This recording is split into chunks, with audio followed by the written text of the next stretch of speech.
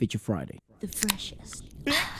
So this is a video that got sent through one of you guys, and it's like singers from the indie music industry, but doing like international, songs of international covers of international songs. That's what I was fucking know. And We got there. these are very popular songs, I would imagine, and I think. Yeah, like, I don't know who we're gonna get here. The lucky thing about this type of compilations is that then we also get to find out new names. That's right. And then do let us know if you'd like us to check out any of the names that are gonna come up here that we're not very familiar with. I'm sure we're gonna see some familiar faces. But let's give it a watch. All right, let's have a look. Armaan, nice.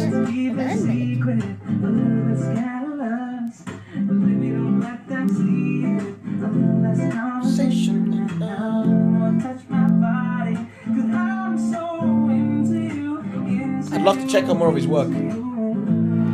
All right, I want. Oh, wonderful, nice. I want more of that acoustic, like situation For Armaan, yeah. for Armaan, like R&B acoustic for Armaan in his voice and his register. Oh, gosh. I think I only know 2 songs from Armaan. And one of them is a collaboration. So I'd love to hear more about him. So let us know too. perhaps what you'd like us to check out next from him. It's got a great register. Vishal. When it crumbles, we will stand tall and face it all together at skyfall. First time we've seen. What? First time we've seen a singer, female singer, from the indie music industry with that type of register. Oh, absolutely. First time. It's like it's a proper alto that. That's Wow. literally the first time we've seen that. Oh my God! That's And what so a wild to cover. say, right? It is wild to say. Efra, I am mentally in a place where I cannot explain it. That's such a bizarre sentence to say. A beautiful freaking vocal register and a great, fantastic cover grasp of that cover. I think I like it. Why do you This think way. that is? Why Is we it just rarely not get very- exposed Perhaps to... perhaps it's because we say we at the moment in the stage we're at of this industry and understanding this industry, it's mainly in the popular genre, right? Like That's right. What's most requested and what's most popular. I think what we have been exposed to the most is Bollywood and compositions for films, which I believe more often than not. And then classical isn't very alto-like for females. No. Or at least we haven't been exposed to it yet. I don't think it is. I personally think, given the type of theatrics that come with these compositions when it comes to Bollywood films, they tend to be more focused on what embodies female-like qualities really well. It's often related to a higher pitch, a soprano sound, as something that is sing-songy, not so much of a lower resonant voice, which often the humans related to a mother. Yeah, no, because it's a human reflex. That's why we pick certain things over others. The higher the soprano-like sounds with the sing-songy melody type of things are often chosen for the youthfulness, for the pinnacle of female embodiment, the refined movements and princess-like. Sure, I right? think that would apply in Bollywood. But But I think overall, I'm just not talking only Bollywood, but overall in compositions, why we hear certain songs being portrayed in a certain manner, it's for those female-like qualities. When we're hearing a alto voice, often people relate it to a mature voice, so a mother, a grandmother, somebody who has wisdom behind it. So it's really rare to find a leading lady that's an alto, for example, in theater. It's not often, unless the character has gone through a lot of hardship. So alto represents that maturity, wisdom that comes through hardships. But to me, it's easy to understand why we pick certain voices over others when it comes to the film industry. Sure. That still does not answer the question for another parts of India, like the south, for example. It still prevails. I think the answer lies more on what is classically intertwined. Okay. Rather than what is expected from the market as a feminine sound. I think they're both go hand in hand. Sure, I mean maybe, right? I mean it is an industry at the end of the day. I don't think I would argue against that. I think it's probably more because of his classical influence. Fair enough. The tonality, But it's then more where- intertwined. Then where would that? But why Well, would certainly classically? because of his femininity, for Yeah, sure. exactly. So I think is that perhaps it's just a combination of both elements. I don't know. think- I'm I think learning also, I mean, it's hard to say because only female voices can attain to a specific frequency. Mm-hmm. Generally speaking, not Yeah. all the time, but generally speaking, that would be the case. So, when it comes to classically intertwined, as is so interlinked to religion, Mm-hmm.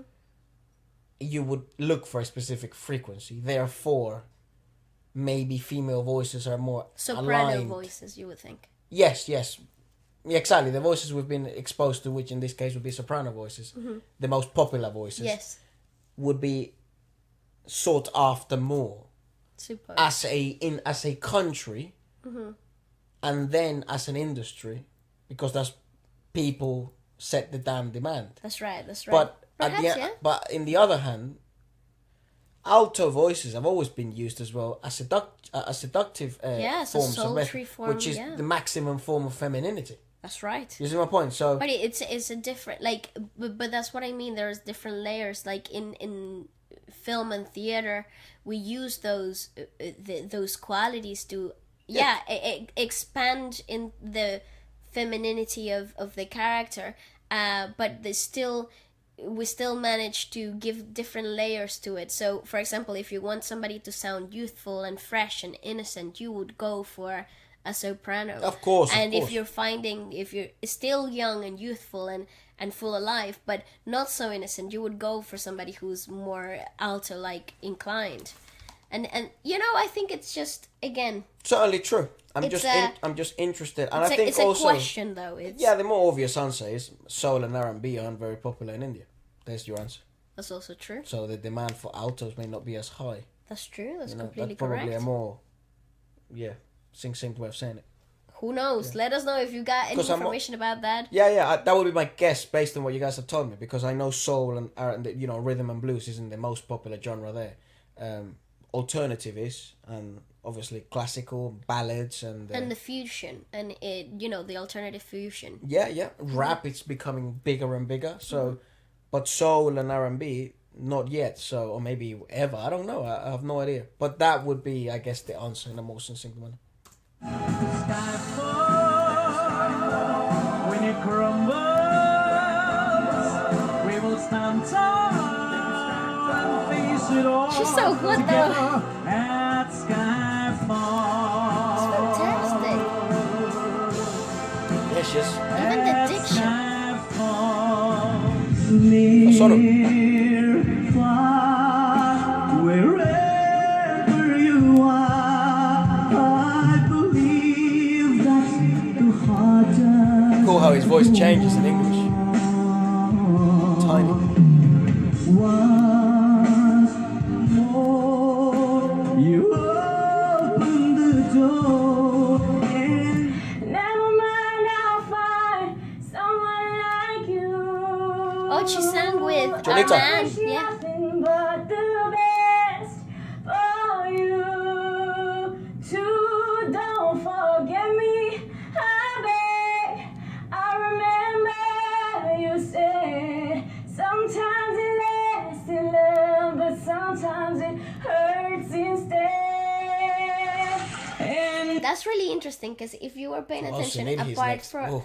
apart from obviously the obvious reason that she has a lot of power naturally, but her larynx never shifted, never changed. They were stuck in this position right here that you're seeing here.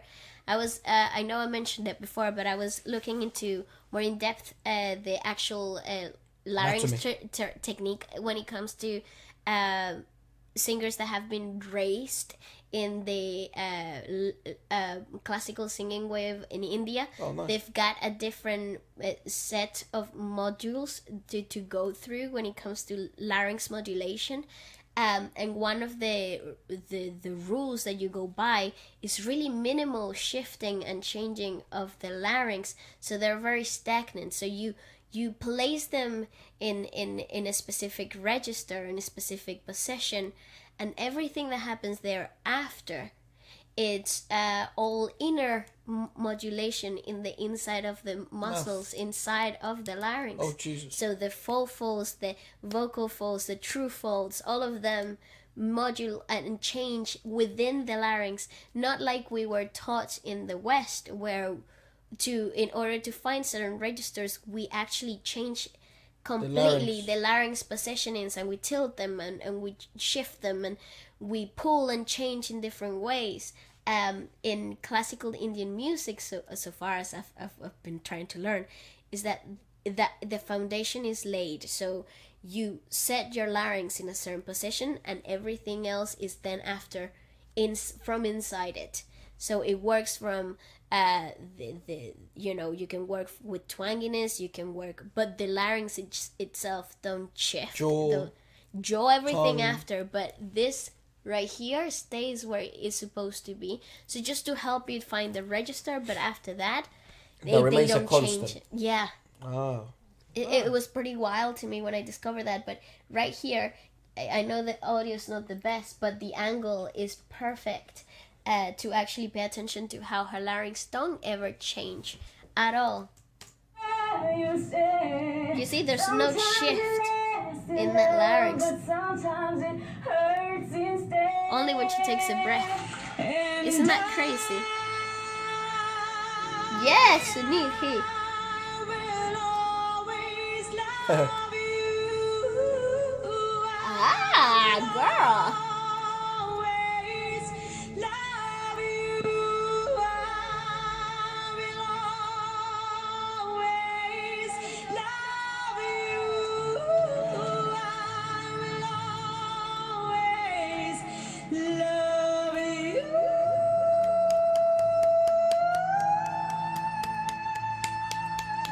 I mean, you gotta close it, right? You're gonna close the deal. Oh, but you. Ooh, what a version though, senor. From Coke Studio, I want to watch that. Me too. Atif Aslam. Wasn't Atif from I thought he was from Pakistan. Yeah. I want to check that. Maybe he's just really popular. In India, could be. Totally. Because he's very popular everywhere. Yeah, he's from Pakistan. He's from Pakistan. That's what I thought. He's originally from Pakistan, but I'd imagine he's very popular as well in India. Mm-hmm. Given like the Coke Studio, right? It's very popular, kind of both. Yeah. Go.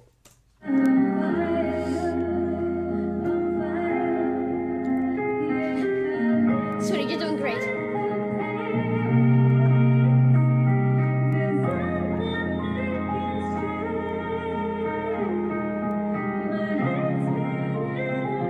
Never a fan of this song.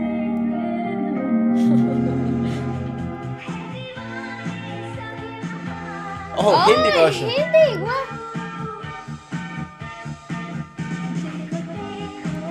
Nice! That is so cool! I think I like this version better.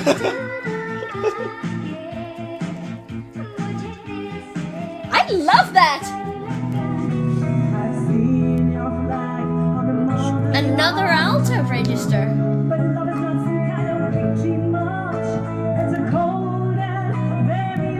Her hair is gold.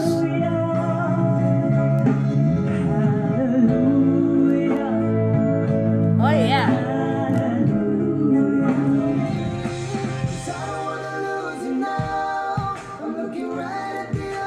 Hold on a second, the fucking production on this one is mental. I know. Also, can we have a moment for the muscle this way? Traps.